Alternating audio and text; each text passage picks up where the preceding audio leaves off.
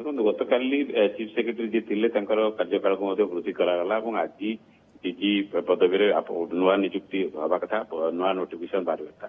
ଯାହା ଜଣାପଡ଼ିଲା ବର୍ତ୍ତମାନ ସେଠି ପୂର୍ଣ୍ଣକାଳୀନ ଏସପିକୁ ଡିଜିଙ୍କୁ ନିଯୁକ୍ତି ଦିଆ ନଯାଇ ଅରୁଣ ଷଡଙ୍ଗୀଙ୍କୁ ବର୍ତ୍ତମାନ ଦିଆଗଲା ଦାୟିତ୍ୱ। ଅରୁଣ ଷଡଙ୍ଗୀ ହେଉଛନ୍ତି ବିଜୁ ପଟ୍ଟନାୟକ ପୋଲିସ ଏକାଡେମୀର ମୁଖ୍ୟ, ଯିଏକି ପୂର୍ବରୁ ମଧ୍ୟ ଥିଲେ ଏଠି ପୋଲିସ କମିଶନର ମଧ୍ୟ ଥିଲେ। ତେଣୁ ଇଏ ଗୋଟେ ଚର୍ଚ୍ଚା ଚାଲିଥିଲା ବି ରାଧିକା ଯେତେବେଳେ ସେଣ୍ଟ୍ରାଲ ଡେପୁଟେସନରୁ ଆସିଲେ ଓଡିଶା, ସେତେବେଳେ ଗୋଟେ ବଡ ଚର୍ଚ୍ଚା ଚାଲିଥିଲା ଯେ ଜଣେ ମହିଳାଙ୍କୁ ପୋଲିସ ଡିଜି କରାଯାଇପାରେ।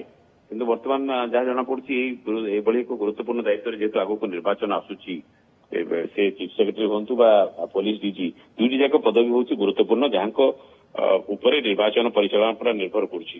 ତେଣୁ ସେ ଦୃଷ୍ଟିରୁ ଏଇ ପଦବୀରେ ଯାହାଙ୍କୁ ଅବସ୍ଥାପିତ କରାଯିବ, ସେ ହେଲା ତାଙ୍କର ସବୁଠୁ ବଡ ହେଲା ଦକ୍ଷତା ଥିବା ଦରକାର, ଅନୁରକ୍ତି ମଧ୍ୟ ଥିବା ଦରକାର ଏବଂ ସବୁଠୁ ବଡ ହେଲା ଆନୁଗତ୍ୟ ମଧ୍ୟ ଥିବା ଦରକାର।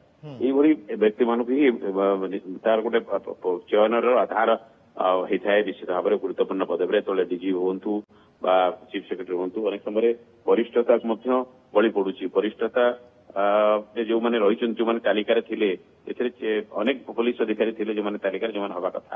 ଏବଂ ଗୋଟିଏ ଚର୍ଚ୍ଚା ଚାଲିଥିଲା, ଯୋଉଟା ମୁଁ କହୁଥିଲି ବି ରାଧିକାଙ୍କ ନାଁକୁ ନେଇ ମଧ୍ୟ ଚର୍ଚ୍ଚା ଚାଲିଥିଲା। ତେଣୁ ଯାହା ଜଣାପଡୁଛି ବର୍ତ୍ତମାନ ଟିକେ ଡିଲେମାରେ ଅଛନ୍ତି, ସରକାର ନିଷ୍ପତ୍ତି ନେଇପାରି ନାହାନ୍ତି ଯେ କାହାକୁ ଉପରେ ଏଭଳି ଏକ ଗୁରୁତ୍ୱପୂର୍ଣ୍ଣ ଦାୟିତ୍ୱ ଦିଆଯିବ। ଯେହେତୁ ଗୋଟେ ଅତିରିକ୍ତ ଦାୟିତ୍ୱ ବର୍ତ୍ତମାନ ଦିଆଗଲା, ଅସ୍ଥାୟୀ ଭାବରେ ଦାୟିତ୍ୱଟି ଦିଆଯାଇଛି। ତେଣୁ ନିଶ୍ଚିତ ଭାବରେ ଜଣେ ପୂର୍ଣ୍ଣକାଳୀନ ଡିଜି ନିଯୁକ୍ତିର ପ୍ରକ୍ରିୟା ମାନେ ଖୋଜା ଚାଲିଛି ବୋଲି କୁହାଯିବ ବୋଲି ନିଶ୍ଚିତ ଭାବରେ କୌଣସି ନିଷ୍ପତ୍ତି ନେଇପାରୁନାହାନ୍ତି ସରକାର। ଏବଂ ଯେହେତୁ ଆଗକୁ ନିର୍ବାଚନ ଅଛି, ସେଥିପାଇଁ ଜଣେ ଦାୟିତ୍ୱପୂର୍ଣ୍ଣ ଏବଂ ଆନୁଗତ୍ୟ ଥିବା ଅଧିକାରୀଙ୍କୁ ଏ ଦାୟିତ୍ୱ ଦିଆଯିବ। ତେଣୁ ଏଇ ବର୍ତ୍ତମାନ ମଧ୍ୟ ଏଠି ଗୋଟେ ସସ୍ପେନ୍ସ ଲାଗି ରହିଲା ଯେ ନିର୍ବାଚନ ପୂର୍ବରୁ ହୁଏତ ଆଉ ଜଣେ ଅଧିକାରୀଙ୍କୁ ଏ ଦାୟିତ୍ୱ ଦିଆଯାଇପାରେ। ପୂର୍ଣ୍ଣକାଳୀନ ଯୋଉ ଡିଜି ଦାୟିତ୍ୱ ଯେହେତୁ ଅସ୍ଥାୟୀ ଭାବରେ ଅରୁଣ ଷଡଙ୍ଗୀଙ୍କ ଦାୟିତ୍ୱଟି ଦିଆଗଲା।